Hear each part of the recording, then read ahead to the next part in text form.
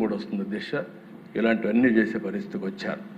Next ఇది మీరు చూస్తే ఆధారం వాళ్ళు సీల్ చేసిన ఎక్విప్మెంట్ మోనోగ్లిజరైడ్స్, ఎసిటిక్ యాసిడ్ డ్రమ్ములు స్వాధీనం చేసుకున్నారు. వాట్సాప్ చాట్లు, ఫేక్ ఇన్వాయిస్, ఖాళీ రసీదు స్వాధీనం చేసుకున్నారు. లంచాల వివరాలతో డైరీలు సీజ్ చేశారు.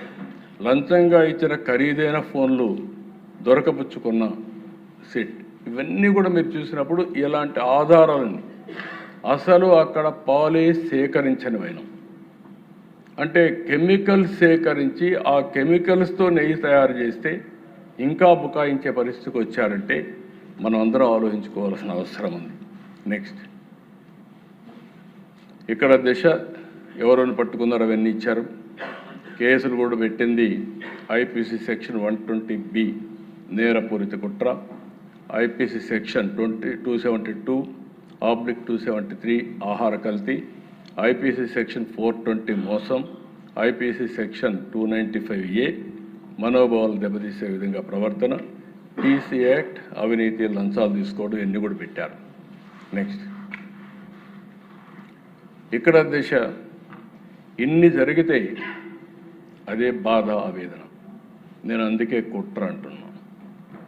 ఎవరైనా సరే తప్పు జరిగితే అందులో కూడా దేవుని దగ్గర తప్పు జరిగినప్పుడు, అపచారం జరిగినప్పుడు బేషరతుగా రాజకీయ పార్టీ కూడా ఒప్పుకొని తీరాలి. అట్లా ఒప్పుకోకుండా బుకాయించడం మీరు చూస్తారా దిశ? ఒకసారి ఆ వీడియో చూపించండి.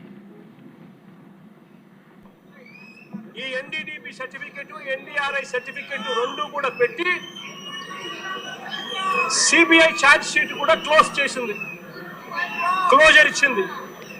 Yes, I agree that they have submitted in their report that ghee is adulterated, and they have also mentioned ghee supplied because of so many people's involvement and some officers involvement, some third persons involvement in the.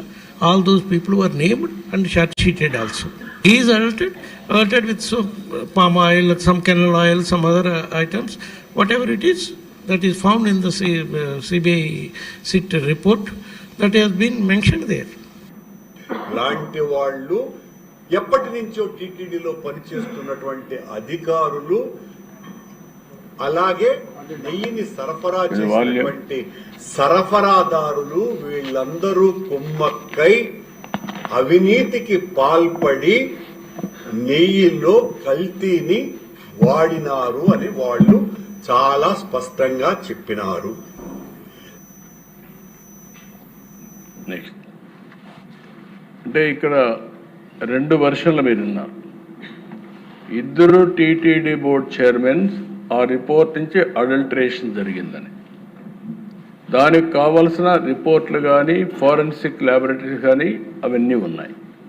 ఉంటే ఒక party అధ్యక్షుడిగా, మాజీ ముఖ్యమంత్రిగా బాధ్యత తీసుకోవాల్సిన వ్యక్తి సునాయాసంగా ఏమీ జరగలేదు అంటే తిరిగి మనం ఏదైతే దేవునికి అపచారం జరిగిందని మనం చెప్తే మనం అపాలజీ చెప్పమనే పరిస్థితికి వచ్చారంటే ఎంత దుర్మార్గం మనం అందరం గుర్తుపెట్టుకోవాల్సిన అవసరం ఉంది. దీనికి సాక్ష్యాధారాలు కూడా కొన్ని చూపిస్తాను.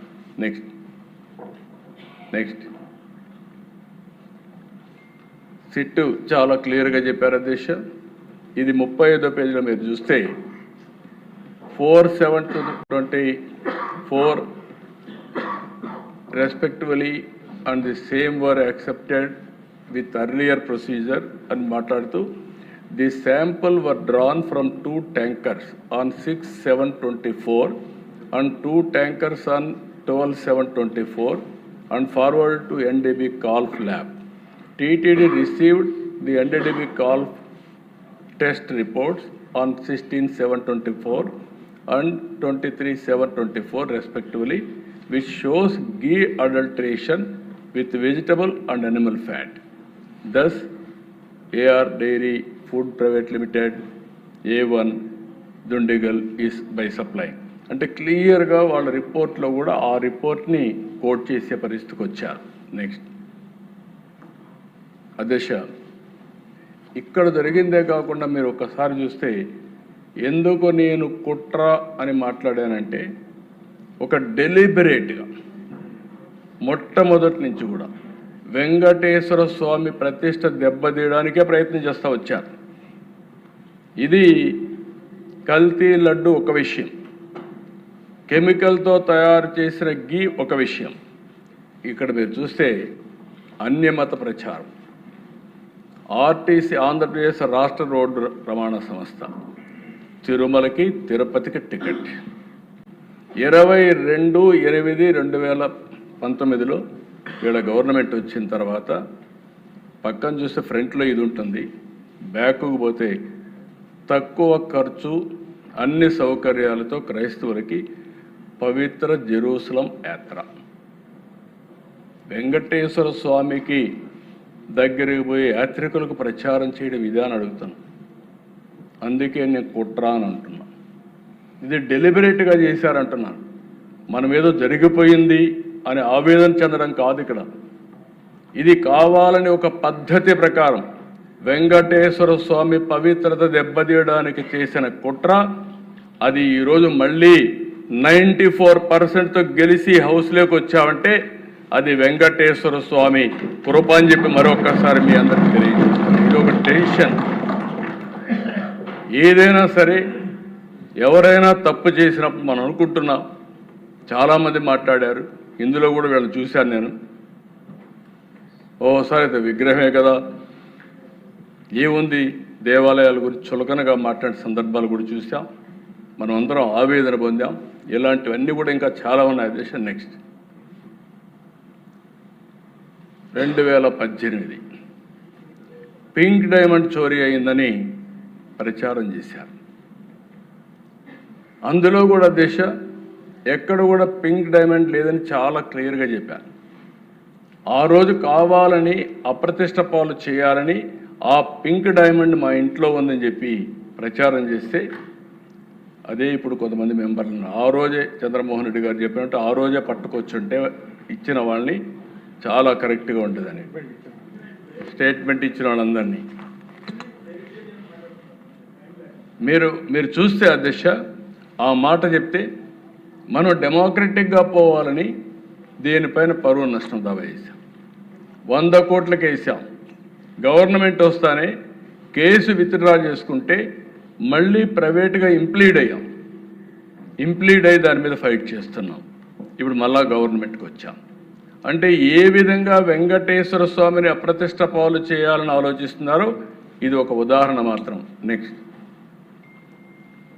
ఇక్కడ మీరు ఆలోచిస్తే దిశ ఇది ఒకసారి చూస్తే రాజకీయ పునరావాస సెంటర్గా తయారు చేశారు. టీటీడీలో 29 మందితో మనం ఇదేస్తే వీళ్ళు వస్తాను జంబో బోర్డు ఒకటి ఏర్పాటు చేశారు. ఆ జీవో ప్రకారం 519 ద్వారా 2021లో 50 మందికి టీటీడీ బోర్డులో ప్రత్యేక ఆహ్వానికులు వేసి మొత్తం 85 మంది చేరారు. అంటే టీటీడీలో 85 మంది మెంబర్లు వేసి వీళ్ళు ఇష్టానుసారం